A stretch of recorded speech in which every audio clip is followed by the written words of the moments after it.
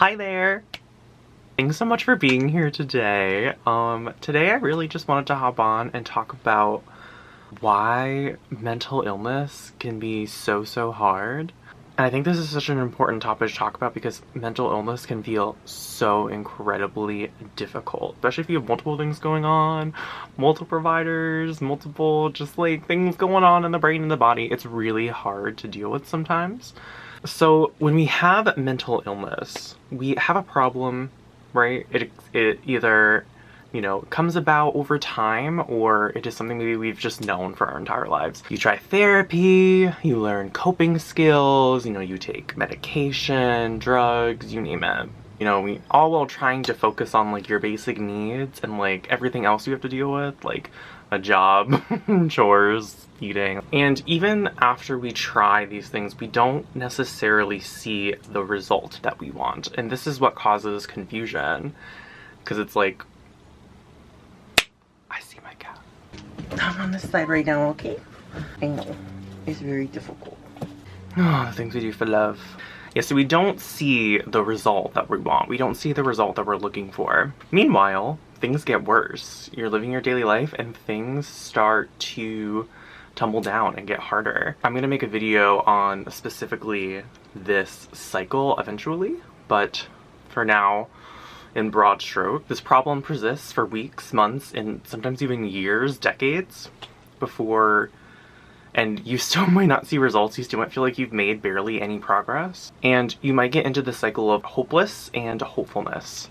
And this is basically where you find something that you feel like you will get help from, that you feel like will perhaps solve your issues, a new coping skill thing, a new drug, something that will just like, but then it's not really the thing that helps and you're left feeling like, oh, I'm hopeless again, there's nothing for it. And it's like on and on and on this can go. Like this is just like, oh, there's a new treatment thing, I think I'm gonna try, oh my god, it's gonna help me, it's gonna change my thing. And then it doesn't. And then you're like, well, I guess this is my life forever. Once you settle into anxiety, trauma, etc., like being in your life, it just kind of becomes part of your daily life where you're like, all right, I have anxiety for this thing. See some hair. We have some anxiety from this thing. All right, we're just gonna deal with it, or we're just gonna go throughout our day. We're gonna work through it. We're just gonna get out. We're just not even gonna go to the thing that gives us anxiety. Not me. Always doing that. And even though the anxiety, depression, you name it, has like settled into your daily life, you still crave what it was like before mental illness. If you developed mental illness, or this like utopia if you've like experienced mental illness like your whole life, guilty as charged, but you still crave it, you still want that change like very deep down, but it's almost like just gotta hope for like literally crumbs at this point, like anything that actually helps me. So when you try again and again and again and you don't see the result you want, this is when the hopelessness comes. This is when you just don't see a way out of your circumstance. And while you're struggling day to day just to do the basics, just to do things, others start to notice, or you start to notice, and you start to feel bad about yourself and about your life. And this may cause you to isolate, because you don't want other people seeing you, not as the best version of yourself, or you don't want, other people to judge you or make comments. Like you already probably feel bad enough because your perception of like reality and what's going on is a mismatch compared to, perhaps what you know to be true or what others tell you to be true. Like, this always gotta happen. Like you feel so down about life and about perhaps like, the political climate you're in or the climate crisis, and you feel like what trying, and the people around you are like, well, you gotta keep trying. And you're like, wait, why is your perception of this reality so different from mine? Take anxiety, trauma, safety, or it's just, if you've developed mental illness, it's different from what you experienced before. It's different from like what your sense of reality was and perception was before developing mental emotional illness. And instead of people coming at you with compassion and coming at you with like, it seems like you're really struggling right now, or like, you seem different, like let me help you, instead they judge you and push you away and say, no, don't want to deal with that, you're weird, gotta get out of that. And then you're left there feeling alone and even more hopeless because we're social creatures, and connection really helps us feel safe, like we belong. You even could be like embarrassed or ashamed of your mental illness. I know that was very much the case for me. I didn't want people to know I had anxiety. I tried really hard to really be like, hey everyone, like I'm just like really confident and like amazing. But that was making things worse, honestly. Because then I was like trying to project something that I wasn't. Like I was trying to push away what was going on in there and just like act like I was something else that I wasn't. And eventually it just kind of like came out, you know? And then you stop trusting yourself and stop trusting the process can even work. Like I feel like you've just been burned so many times. It's like, I don't even know if I really can heal at this point. And you see other people doing all these things, like, you know, getting degrees and living their best life and going out, and it looks like it is so easy for other people, and for you it is so difficult just to live your daily life and do things that are important to you. I'm getting a little emotional because I feel this all the time, where I just really want to live like a normal human being and do things that other people can do pretty easily. Is a lot harder for me to do so. And you attempt to do things from the standard of how you were before or how you see other people, and you can't match it because you are dealing with mental and emotional illnesses and hardships, and it just makes it so you can't all the time or sometimes ever get to the level that you see other people at. You know, things you even used to do before, it's not the same, or it's just so much harder to complete that task, to make that call, to get to that place, to your job, to your friends. So you start to not even trust yourself because you can't even trust yourself to do the basic thing. Your perception apparently doesn't match reality to other people, so which in turn makes you feel bad about yourself and bad about your life because things seem to be taking much a turn for the worst, and you are not getting better. You are not able to heal. You're still going to therapy. You're still trying to do these things, and you don't see a way out of it. Things aren't changing the way you want, and you end up just being like, this is my life now, I guess. And this is when things like anger can really set in.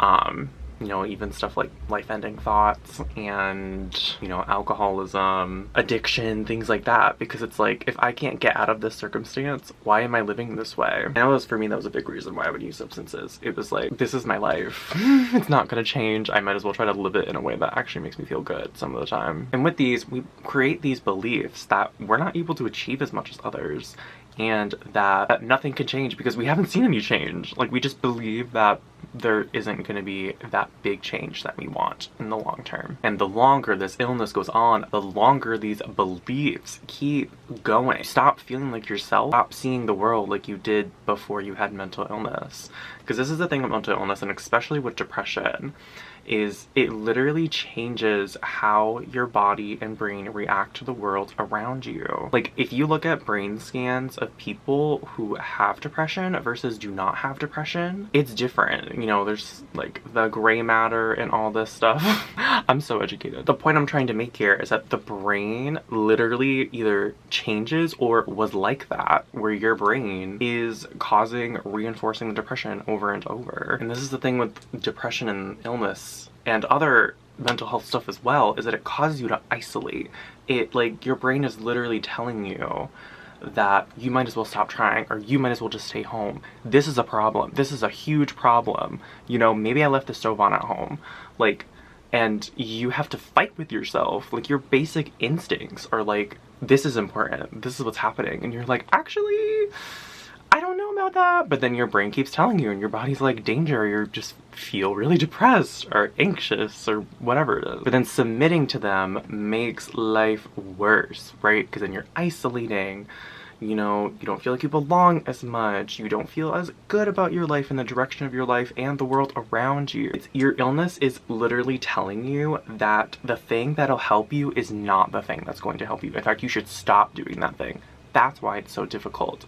And then it recreates those negative beliefs because you aren't doing those things that will actually help you. So let me give an example to ground that. Your brain could be telling you that it's useless to do daily tasks and do daily life because nothing matters and you're not gonna feel good anyway, so why do it, okay? I'm not gonna go clean the dishes, I'm not going to do my chores, I'm not even gonna make good food, I'm not gonna exercise, I'm just gonna lay here and watch TikTok all day. And then this, in turn, makes you feel bad about yourself because you're like, wow, I just sat here and watched TikTok all day. Like, I just didn't do anything with my life. Like, I'm mad. Whatever. I'm just gonna go to bed and wake up tomorrow, and that'll be that. Then you create that negative belief that your life is directionless, that you aren't doing the things that you want, that life is boring and dull and stale. And your brain's like, yeah, exactly that. Like, why are you doing these things? It's like you have to fight to do the bare minimum that'll help you feel better. And it's not like this, you do those things and you feel better. Like, I think we as humans kind of have this idea, and you may have even experienced it before mental and emotional illness, that you felt better. You took a shower and you felt better. But now you take a shower and you're like, I actually feel nothing. I actually don't feel anything. Or I feel worse, or I feel like I'm so tired, right? Whatever it is for you. It's not a 1-to-1 ratio all the time where you do something and you feel good. Or if it's more neutral for you, it's not this 1-to-1 ratio of I do this thing and it's whatever. It's just what you have to do in life. Like, I took a shower. It's like, it actually takes me so long to even consider going in the shower. Like, it takes me all day just to even try to get in there. It's a battle every step of the way. And this goes on and on and on. Stop seeing your friends. Stop going outside. Okay, because I don't see my friends and I don't go outside, I feel like my life is meaningless. I may want to go see my friends. No, that's useless. You just shouldn't do that. They don't like you anyway. Okay, I'll stay inside. Okay, I feel bad about life. You know, and within these cycles, we can feel very trapped. You're literally just trying to keep up with daily life while feeling like you're fighting all of this. You're expected to be at this level of where everyone else is at.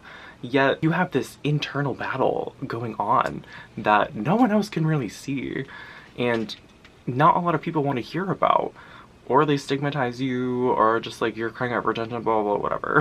And at least for me, depression always kind of feels like this thing I either have to like I succumb to for a while or I fight against. Like, this work is a lot about small gains over time that are sometimes very hard to track. It literally is the difference between like I thought that I was unsafe when I went outside my house to I thought that I was unsafe when I was on my porch, right? And the little step from the hallway to my porch was when I didn't feel unsafe.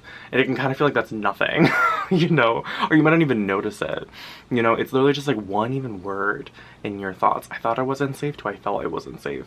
Or I seemed to feel I was unsafe, right? Like, it's just, you know, those things that actually like are like indicators for change and that things are shifting are very much overlooked. It doesn't really feel different. Your life doesn't feel different. So you try and you put in this effort and you're like, actually nothing's changing still. May, what are you talking about? So in conclusion, because this is an essay apparently, I feel like mental illness is so hard because you try so hard to do things. You try so hard to make change, do different things, take different drugs, go to different providers, and you just don't see the change that you want long term. And in turn, your mental illness is literally like, stop doing the things that help you, and then you do, and then you feel bad about life, and you feel bad about yourself. And then people are like, hey, I don't understand why you're doing that, and then you feel isolated and alone. And yeah, I wish I had like a more hopeful thing to like leave you on. So I wish I had a better note to leave you on. I actually think that if this video made you feel seen but also quite sad about the direction of your healing journey, it's like, I think it's okay to leave this video off on this like note, because this is how we feel so often, which honestly, like, you know, I feel my body, I feel kind of disgusted and sad leaving it here, and I feel like that's just like literally like how it feels in a nutshell sometimes to have mental illness. Like, you just kind of leave things, situations and things, and you just don't feel good. You just feel awful, while the people around you are like, yay, oh my gosh, and you're like, yeah, sure. What? So thanks so much for watching my video. Again, if you need a palette cleanser in a more helpful or proactive way of looking and feeling mental illness, click on my videos, and if not, you sit exactly where you are right now, and it's okay. We don't need to be happy. We can just feel what is feeling right now. All right, love you, bye.